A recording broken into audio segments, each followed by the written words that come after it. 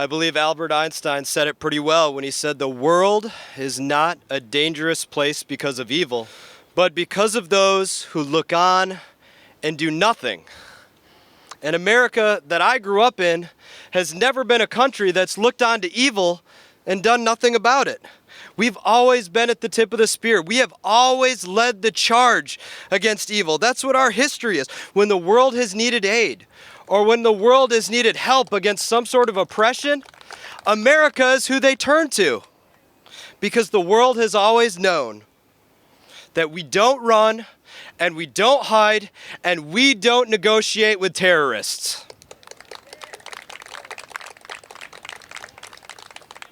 You know, we as Americans, we don't have to look very far to see examples of the evil that is Iran. We can go really to any city and we can find service members who have had their limbs separated from their bodies by Iranian-made IEDs. We can go to any town around the country and find Marines that have battled against fighters that were trained by Iran. We can go right down the road to Walter Reed Medical Center and find service members who are so badly burned that those who knew them before will never be able to recognize them again because of the improvised explosive devices that contained explosively formed projectiles which were made by Iran to rip through our armored vehicles. We can go across the bridge into Arlington National Cemetery and read the names of our fallen friends and read the names of our fallen comrades who had given their last breath and their last thought and the last beat of their heart, who had that all snatched away from them because of an Iranian-made IED. It was by Iranian hands that nuts and bolts and screws were placed into improvised explosive devices in order to put so many holes in the bodies of our service members that we couldn't plug each one of them before they bled out on the battlefield. We can travel to any state and we can see the families, the broken families whose protector will never come home again because of an Iranian-made IED. And we can read our own history.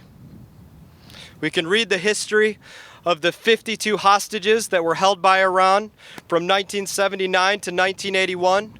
We can read the history of the bombing of the barracks in Beirut. And we can read the history of the hostages that have been held in Iran up until late that we didn't even negotiate for. Congress, Senate, President Obama, if you push this deal through, you will have the blood of U.S. service members on your hands.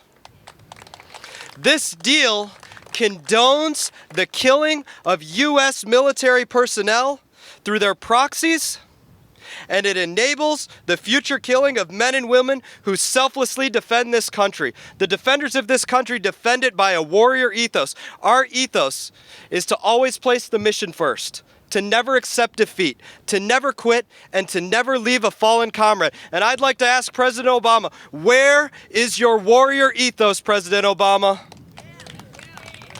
Find the courage within yourself.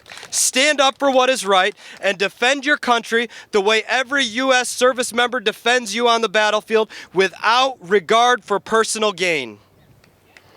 I'd also like to say to Ayatollah Khamenei, you may have fooled some of our leaders, but you have not fooled the American people.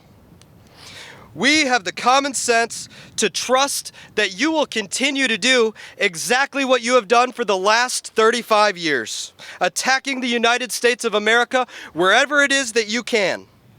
We have the common sense to know that a snake is a snake, and that is exactly what you have proven to be. It is the American people who are the backbone of the United States of America.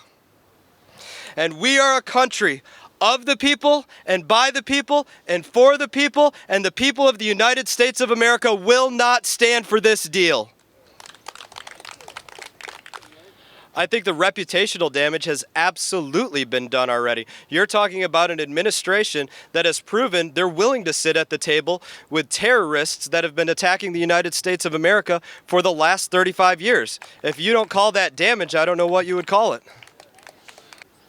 I can tell you this, that neither myself nor any of my peers that served in the military seek war. That is not our desire. We seek peace, but we go to war to make sure that our enemies aren't making decisions for the United States of America, that we can always make decisions for ourselves.